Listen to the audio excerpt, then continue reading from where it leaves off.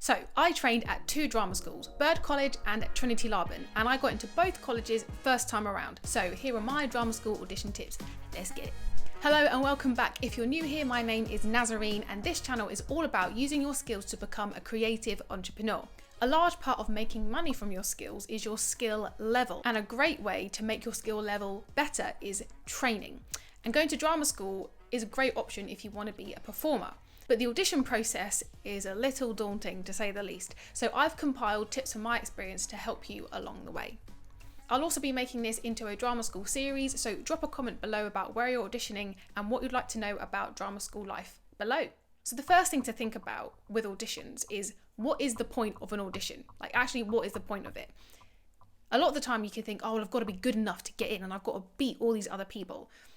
But the thing is, you are showing them what you can do right now. From a drama school perspective, they are seeing which candidates have potential to train and to work in the industry. They aren't looking for a finished product, they're looking for potential. So what's your mindset as you approach your auditions? Is it helping or hindering you? Don't worry about anyone else, focus on you and what you can do. My second drama school audition tip is dynamic range. When you choose pieces, make sure that you show range. If they say to pick 2 contrasting songs, contrasting is the word there, it's not just about choosing an up-tempo song and a slow song. Think about the genre, think about the vocal quality. If you're a belter, for example, like me, don't just show, oh, I can belt to an up-tempo song and I can belt to a slow song. Think about what else can you show. And with your speeches, is your speech just at one level? If it is, then maybe try and find another speech that has a bit more of a journey. Is there a change in there? Can you show how dynamic you can be? Remember, they don't know you. They don't know your work and your ability. So find pieces that really showcase you as much as possible. The third audition tip is to shake up your rehearsals.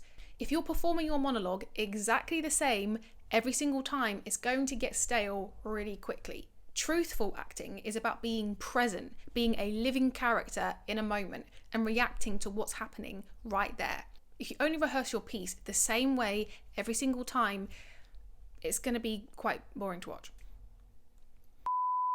So rehearse it differently. Do it running on the spot really fast. See what happens if you slow it down and add pause and change the pace of it. Imagine if it was a comedy or a thriller. Do it differently and see, does it bring anything fresh or anything different out of it that you might have been skipping over before because you had a set way of how you wanted to perform it.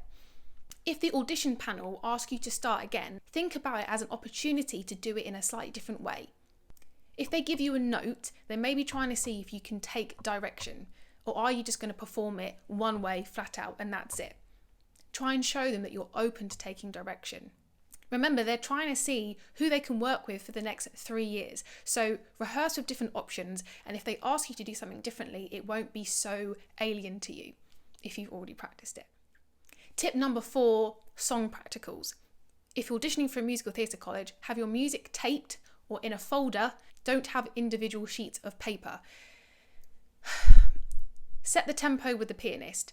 Go through any cuts with them. It's just a courtesy for them so they don't turn over the page and find a huge surprise that you've not told them about. Think about it. It's going to help your song go better if you tell them what's coming up. Okay, so let's just break that down a bit. So here's my rep folder. This is a pop song that I usually sing for an audition. Listen by Beyonce. And so what you would do is, to set the tempo, you would say, here's my song. This is the tempo. Listen to the song here in my heart, or whatever. Just sing like the first line so they get an idea of how fast or slow you're going to be singing it. I would then say where the cuts are. So we sing through the first verse and then there is no repeat of the second verse and there's a cut here and we go straight to the bridge and then it's all the way through.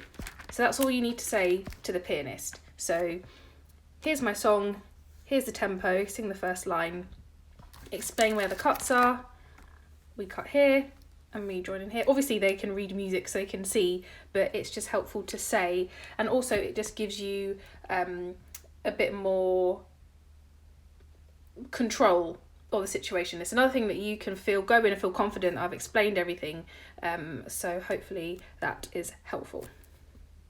And with musical theatre auditions, don't just copy a performance from a soundtrack. Try and get a singing lesson and see if you can sing what's actually written rather than just copying a Broadway star when they've added their own personal flair onto it. Audition tip number 5 is to own the space. When you enter the room, enter with energy. Don't try and be anyone else. Show up as yourself and be confident even if you don't feel like it. Think of it as you're entering this space that's already yours, rather than creeping into a room where these other people are. Your body language is going to be really different. So a tip here is to make sure you stretch and open up your body beforehand before you go in, so that you're aware of your body language and you're being open, being able to receive what people say to you, and you're willing to give out. Don't apologise for being there. Audition tip number 6 is to read the audition requirements. They've made specific requirements for a reason, so don't be that person that flouts the guidance. Show that you can take instruction. Why are they going to offer a place to someone who might be a headache for them for 3 years because they can't follow simple instructions? Don't let that be you. Number 7, do the pieces fit to the place? Do the pieces that you have fit to the places that you're auditioning for? Just because you have a monologue and you love it, just assess, is it right for that place? You might have a few different places that you're auditioning for, and you might think, oh, well, I'll just use the same speeches and songs for all of them. But just think, does it work for that place?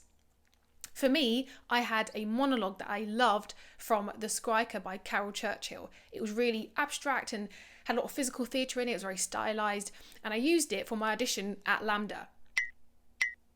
Now, obviously, I did not get an offer, but I used it for my audition at Bird College. But I think because I used my physicality in a unique way, it helped in me getting an offer. So think about the Institute. Obviously, LAMDA is very classical acting. You kind of know what you're going to get.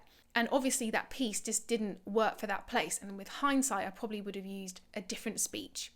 So are you bringing what they want to see? Number 8, if you make a mistake, just carry on, don't make a big deal of it. They are literally auditioning hundreds of people, so it's not that big a deal. Just show that you can carry on. Audition tip number 9, be prepared to talk. Think of how you might answer the question. Tell us a bit about yourself. They might not, but just be prepared to have a little chat about who you are, what your goals are, why you chose to audition there, or just a chat in general. Audition tip number 10, get feedback on your pieces. Try and get feedback on your pieces from other people. Now, your best friend or your mum, they might not be the best people for this. If you're doing A-levels, maybe ask your teacher for, 10 or 15 minutes after school to show them. The main point is you don't want the first time you perform your piece to be in an audition. Don't let your drama school audition be the first time you perform your piece in front of someone. Tip number 11, travel. Leave more than enough time to get to the place you need to get to. You don't want any extra stress on the day. So leave plenty of time. Try and find a local coffee shop to chill out when you arrive. Number 12 is to do your research. Read the whole play that your monologue is from, or listen to the whole soundtrack from the musical of the song that you're singing, or better still, try and go and see it. If you read a monologue and you see it in your head in a particular way, you want to make sure it's in keeping with the style and the tone of the show. Imagine if someone sang Defying Gravity but performed it as a comedy. The panel might be like, have you seen the show? Also, you might be asked why you chose those particular pieces. And if your answer is, oh, well, I just liked it, it's not going to come off very well. Number 13, start and end well. Before you start, give yourself a second. Now, you don't need to be dramatic and take 10 seconds of deep breathing. Conversation will probably be something like, hi, what's your name? My name's Nazerene. What have you got for us today? I've prepared Phoebe's speech from As You Like It, Act 3, Scene 5.